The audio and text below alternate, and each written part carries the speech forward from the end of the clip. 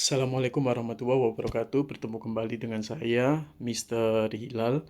Pada kesempatan kali ini, saya akan mengajarkan bagaimana cara menganalisis vektor dalam komponen sumbu X maupun komponen sumbu Y. Kita tahu masih banyak terdapat siswa yang bingung bagaimana cara menganalisis vektor dalam komponen sumbu X dan komponen sumbu Y. Langsung saja ke pokok permasalahannya. Yang pertama, saya akan memberikan contoh, yaitu terdapat gaya F1 10 Newton.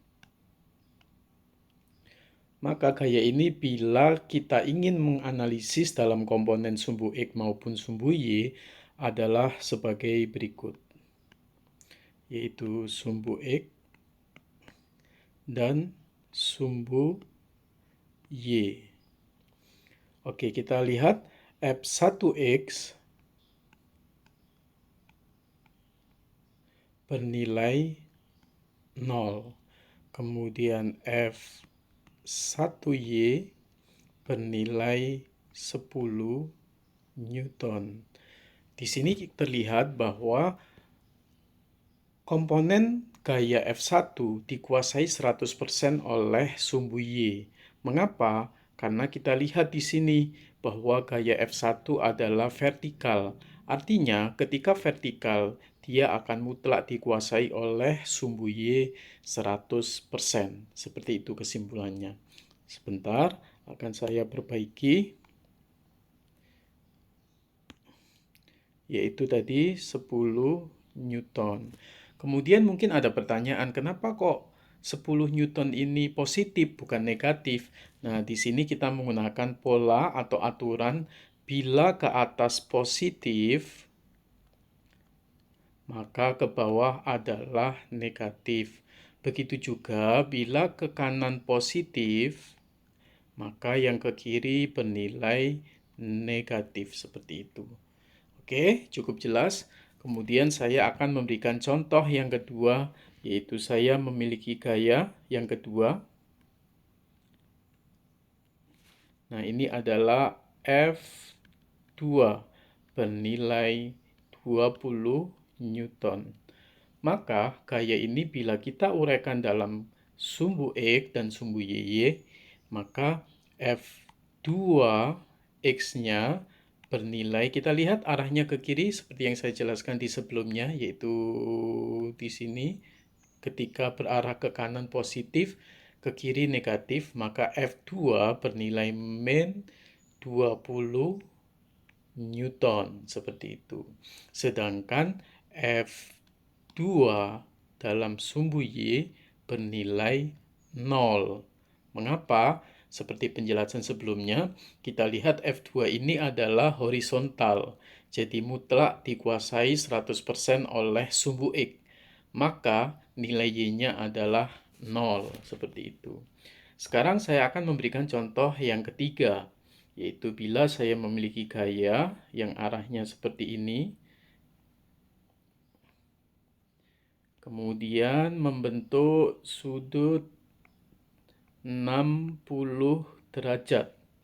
Nah, ini adalah F3, yaitu sebesar 30 Newton. Apa yang kita lakukan bila melihat atau diberikan gaya seperti ini? Maka kita uraikan gaya-gaya ini dalam sumbu X maupun sumbu Y-nya. Saya akan menggunakan spidol yang berwarna berbeda, seperti ini. Oke, kita gambarkan dulu, yaitu sumbu Y-nya. Kemudian kita gambar juga sumbu X-nya. Nah, seperti ini. Setelah kita menggambar sumbunya, maka vektor tersebut kita uraikan dalam dua komponen. Saya akan menggunakan warna yang berbeda. Oke, yang pertama saya akan menggambar komponen sumbu X. Nah, pembatasnya kita lihat, kita tarik garis bantuan. Ya, ini adalah F3 dalam sumbu X. Kemudian kita gambar lagi F3 dalam sumbu Y. Nah, ini batasnya juga sama sebesar induknya. Nah, gini. Kita namakan ini sebagai F3Y. Nah, setelah kita menguraikan dalam F3X dan F3Y, maka kita tinggal menuliskan dalam komponen sumbu X dan sumbu Y. Langsung saja, F3X-nya berarti F3X.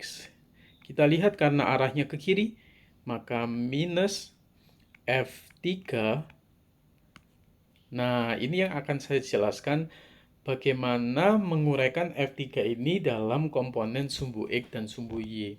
Kita lihat bahwa bila letak sudutnya di sini, ini adalah nilai sudutnya, yaitu sebesar 60 derajat.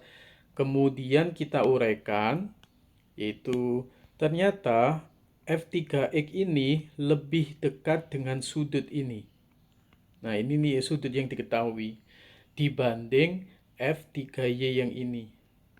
Kenapa? F3Y terhadap sudut seolah-olah menyeberang, sedangkan F3X itu menempel pada sudut, artinya menempel berarti dekat. Nah, di sini saya akan memberikan pengetahuan baru.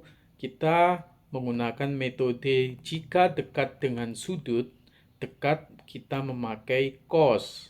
Kemudian jika jauh dari sudut, kita memakai sin. Seperti ini. Nah, kembali saya ulang, F3X lebih dekat dengan sudut yang sudah diketahui, ini kan, daripada F3Y. Karena dekat, maka kita pakai cos. Nah, kita lanjutkan kembali cara menguraikannya. F3X sama dengan min F3 cos 60. Nah, kita lanjutkan.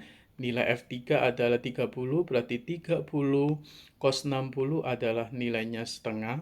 Maka jawabannya min 15 Newton. Kemudian berlanjut untuk F3Y, yaitu F3Y-nya seperti ini, yaitu kita lihat F3Y arahnya ke bawah, maka seperti yang saya jelaskan di sebelumnya, ke bawah berarti negatif, berarti kita tambahkan sendiri negatif seperti ini. Nah, berarti F3, karena F3 jauh dari sudut, maka jauh pakai sin, berarti sin 60. Maka artinya F3 sendiri nilainya 30, sin 60 adalah setengah akar 3. Maka dapat disimpulkan jawabannya adalah min 15 akar akar 3 Newton. Seperti itu. Nah, tugas kita selesai menguraikan vektor dalam komponen sumbu X, sumbu Y komponen sumbu X maupun sumbu Y. Seperti itu. Mungkin ada pertanyaan, bagaimana jika tidak diberikan suatu soal, sudutnya tidak disajikan seperti itu?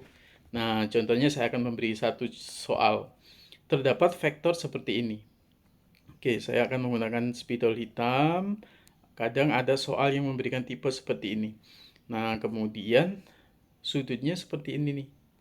Nah, ini misalkan F3.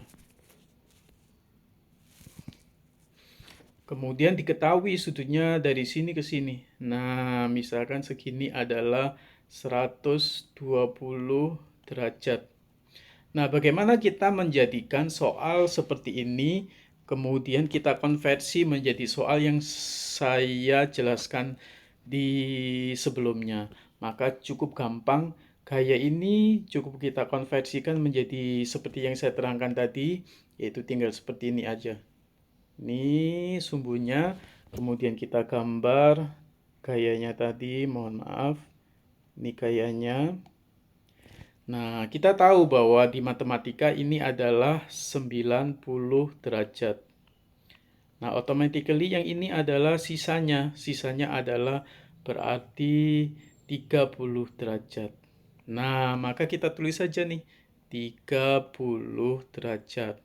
Nah, kemudian kita uraikan dalam komponen sumbu X dan sumbu Y. Artinya apa nih? Penguraiannya adalah ini adalah FY. Kemudian yang ini adalah Fx. Nah, kita lihat sudutnya ada di sini, maka FY dekat dengan sudut. Maka FY-nya adalah F cos 30, karena dekat, ini anggap aja induknya F. Kemudian Fx-nya ternyata jauh dari sudut, maka dapat disimpulkan F sin 30. Dan jangan lupa kita lihat Fx-nya arahnya ke kiri. Nah, seperti yang saya jelaskan tadi, jika arahnya ke kiri, maka bernilai negatif. Maka kita tambahkan tanda negatif di sebelumnya seperti ini. Seret. Nah, Fx sama dengan min F sin 30. Sedangkan Fy-nya arahnya ke atas, maka positif. Kita beri tanda positif. Nah, jika positif itu tidak ditulis juga tidak apa-apa. Seperti itu penjelasan dari saya. Terima kasih. Semoga penjelasan saya ini bisa membantu adik-adik semua. Kita bertemu pada pembahasan vektor yang lain, yaitu menganalisis beberapa vektor menjadi satu vektor. Assalamualaikum warahmatullahi wabarakatuh. Sampai bertemu kembali.